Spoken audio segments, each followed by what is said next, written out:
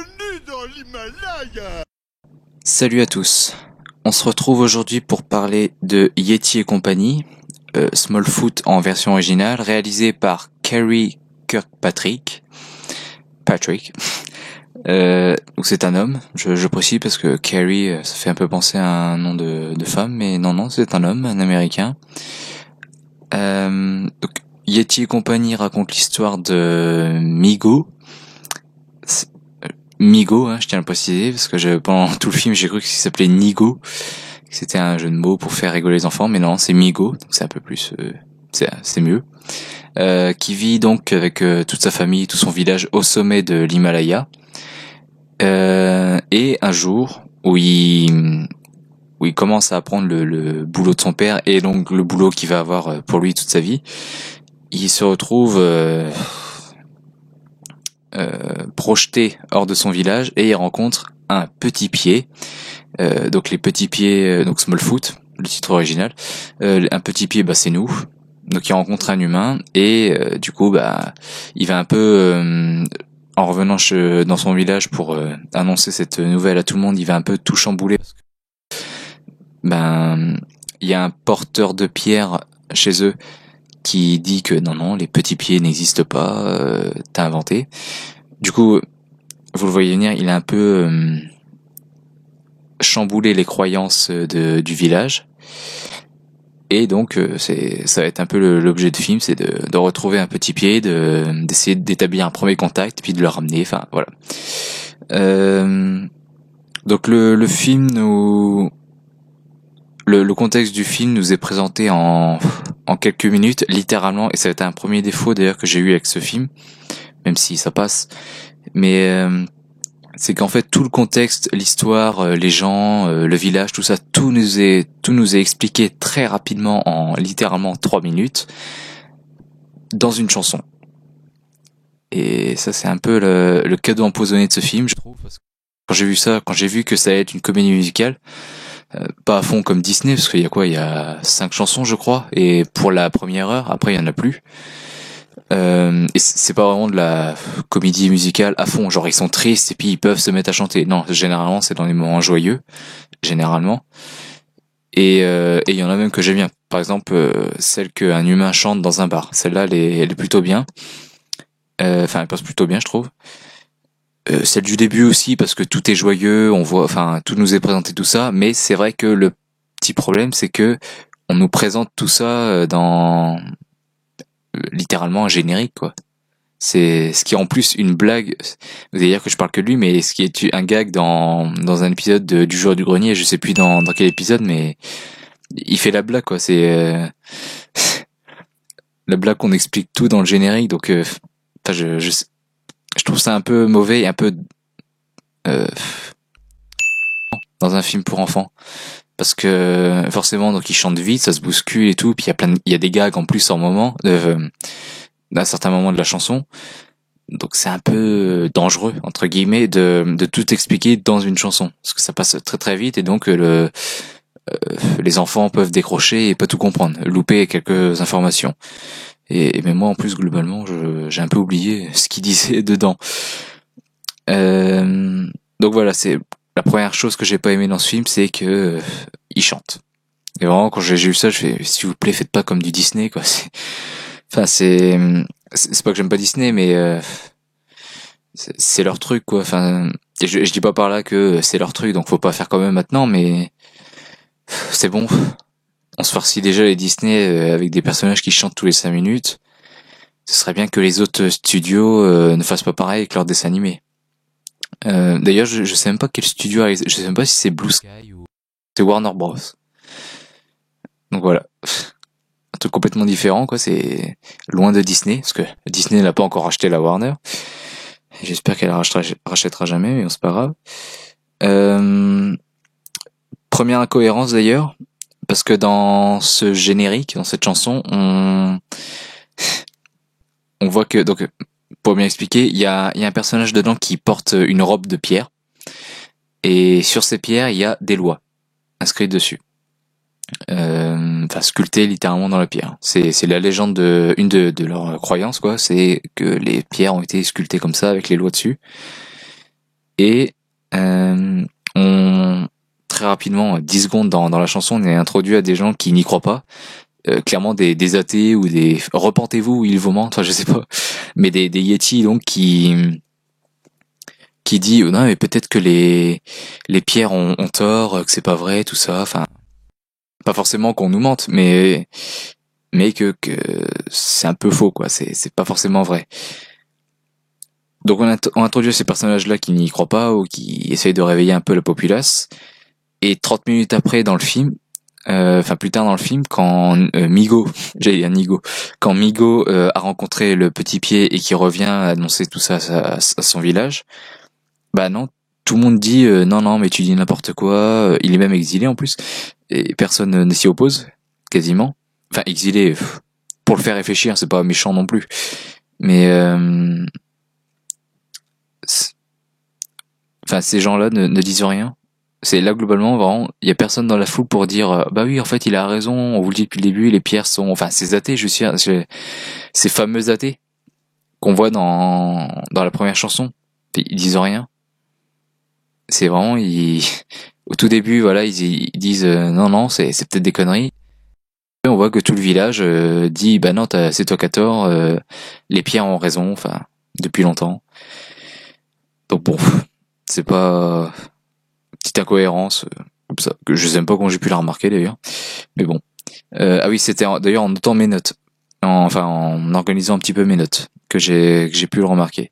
Et d'ailleurs, quand le personnage de Migo a été exilé, je pensais justement que parce que comme celui qui l'exile, celui qui est le chef de la ville, c'est un ami de son père, tout ça, je pensais qu'on allait partir dans le scénario débile et enfin débile, basique. Qu'en gros, ouais, l'ami de son père, c'est le méchant, c'est le chef, tout ça, donc il exile parce qu'il est méchant, enfin. Et en gros, j'ai eu peur que ça devienne l'ennemi, quoi. Surtout quand après. Bon, je dis vulgue, rien du tout, mais quand ils ramènent le petit pied, enfin l'humain, chez eux. Je pensais vraiment que du coup ça allait être le méchant basique qu'il faut affronter, tout ça, qui refuse le changement, et que après voilà, une fois qu'il sera mort, on pourra reprendre les rênes du village et puis s'ouvrir au monde extérieur. Enfin bon, je pensais que ça allait être un truc débile comme ça, mais non. Donc c'est plutôt cool. Et dans la même idée de tout passe très très vite, je sais pas, 10-15, allez à 10 minutes du film, il y a déjà l'élément perturbateur, c'est-à-dire la rencontre avec le petit pied. Alors c'est un dessin animé, donc c'est peut-être un petit peu normal, c'est peut-être aussi pour ça. Mais c'est vrai que j'ai trouvé ça rapide. Peut-être parce que ça fait longtemps que j'ai pas vu de nouveaux dessins animés, et que, je sais pas, cet acheminement rapide m'a surpris au début, mais bon. J'ai trouvé ça rapide, vraiment le fait qu'il la rencontre tout de suite, et voilà quoi. Que ça s'enchaîne par la suite extrêmement vite. Ce qui m'amène d'ailleurs à dire, donc Migo, donc je l'ai dit tout à l'heure, apprend le boulot de son père. C'est comme ça qu'il est éjecté hors de son village. Je dis pourquoi quoi. Il est éjecté hors de son village sans faire exprès, hein, c'est pas exilé non plus, mais il est éjecté par accident hors de son village. Et c'est là qu'il rencontre le petit pied. Mais j'ai envie de dire, c'est jamais arrivé à personne avant d'être éjecté hors du village comme ça ou d'être sorti, enfin, et d'en rencontrer un. Enfin, c'est le sommet de l'Himalaya, donc non. C'est un peu dur. Mais je sais pas. Enfin, ça m'étonne quand même que bon, on apprend plus tard dans le film qu'ils ont déjà rencontré les humains, mais je sais pas. Je trouve ça bizarre que personne de leurs contemporains n'a déjà vécu ce que vit Migo. Pas toute l'histoire, mais le fait de rencontrer un petit pied, même par accident, quoi, je veux dire. Après, il y a comment dire, une ressemblance, on va dire, un jeu de miroir avec notre société à nous, justement aux gens, enfin, à la robe de pierre et à ce qu'elle représente. C'est clairement c'est des lois qui est sculpté dessus sur chaque pierre. Mais c'est le tout donne vraiment c'est la Bible quoi. C'est limite faut pas la contredire. Parce qu'on dit la Bible, mais il faut pas contredire la robe de pierre. Et vraiment si tu le fais, bah t'es un paria. Enfin on te rejette. Et limite tu mérites pas de vivre. Un peu comme par exemple au XVIe siècle, où t'avais pas le droit de dire que la Terre est plate. que la Terre était ronde et que elle n'était pas au centre de l'univers. C'est ça, par exemple, c'est interdit. Sinon, t'étais tué à cause de la religion. Là, c'est un peu bon, ils vont pas jusqu'à décapiter les gens non plus, mais bon, c'est un peu la même chose. C'est vraiment la robe de pierre, c'est un peu la Bible, la religion, tout ça, qu'il faut pas contredire. Donc c'est plutôt pas mal. On voit que du coup que ça a été réfléchi et qu'ils ont voulu dire quelque chose avec ce film et cette histoire et cette robe de pierre. Et c'est vrai que quand je suis sorti du film, je précédais non, je succédais une famille qui était derrière moi dans la salle, et c'est vrai, la mère a demandé bon, ça va, ça a pas été trop compliqué à comprendre, tout ça. Elle a voulu s'assurer, donc, mais je comprends la question quand même. Donc c'est plutôt intelligent pour le coup. Ils ont voulu dire quelque chose, quoi, et ça j'ai plutôt apprécié. Petit truc aussi que j'ai remarqué. Je dis ça comme ça, c'est pas un défaut ou quoi que ce soit. C'est juste que faut que j'arrête de dire quoi que ce soit. Ouais, je m'écoute au montage et c'est vrai que je le dis beaucoup de fois, excusez-moi. Et même dans la vraie vie, quoi. Quand je parle à des gens, tout ça, c'est un tic. Désolé. Mais bon, on en a tout ça. Donc je voulais dire le petit pied qu'on suit, qu'on suit, le journaliste. Est un mélange, je trouve, de Derek dans Monstre contre Alien, film DreamWorks, et de Johnny, je crois, dans Hotel Transylvania. C'est un peu le mélange, c'est plus le physique de Derek et le côté foufou et hyper actif de Johnny dans Hotel Transylvania, je trouve. Voilà, n'hésitez pas à me dire si vous êtes d'accord ou pas, mais je trouvais une petite ressemblance. Je dis pas que c'est un plagiat ou quoi que ce soit, mais quoi que ce soit, encore une fois. Mais vraiment, j'ai fait ce petit rapprochement quand même. Et référence à Pac-Man que j'ai plutôt bien aimé. Donc voilà, c'est pour dire en termes d'humour, ça marche plutôt bien. Les gosses étaient ravis, ils ont vraiment apprécié.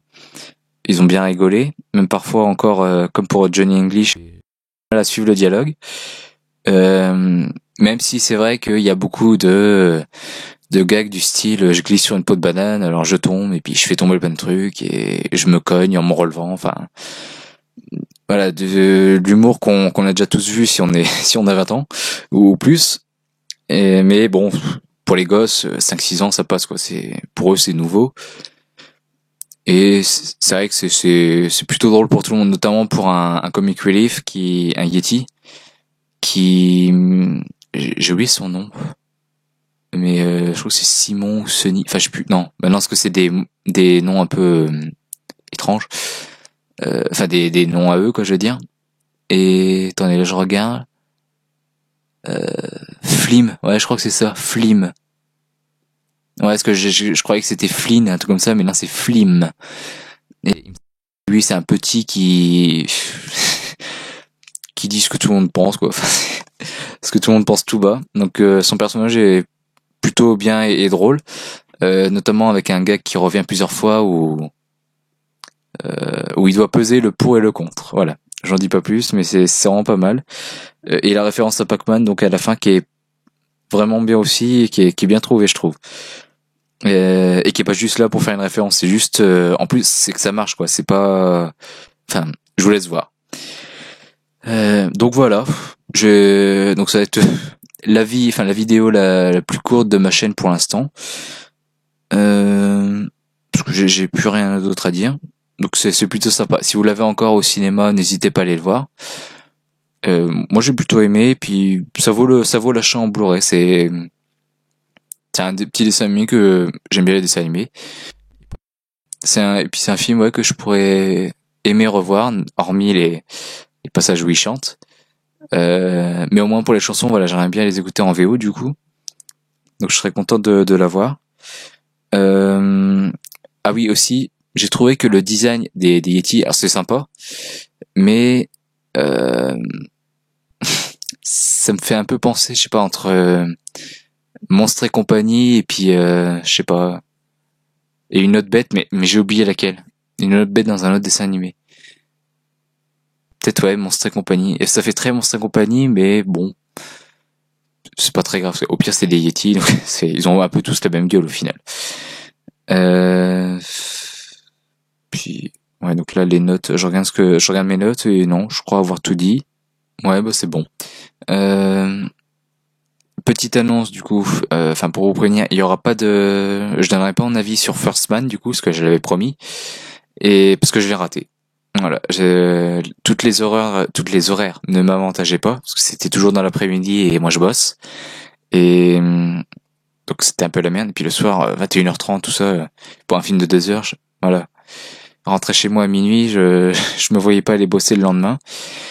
Et la dernière séance, bah, c'était un mardi, 15h50, donc je bossais, donc voilà, c'était pas possible.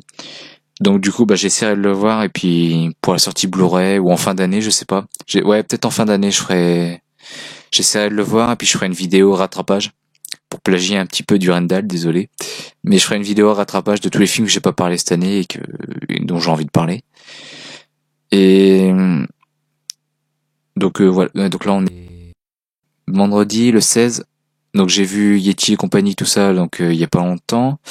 Et donc il y a cette vidéo-là et 2 autres vidéos qui vont venir ce week-end. Donc là je vais essayer de sortir celle-là ce soir.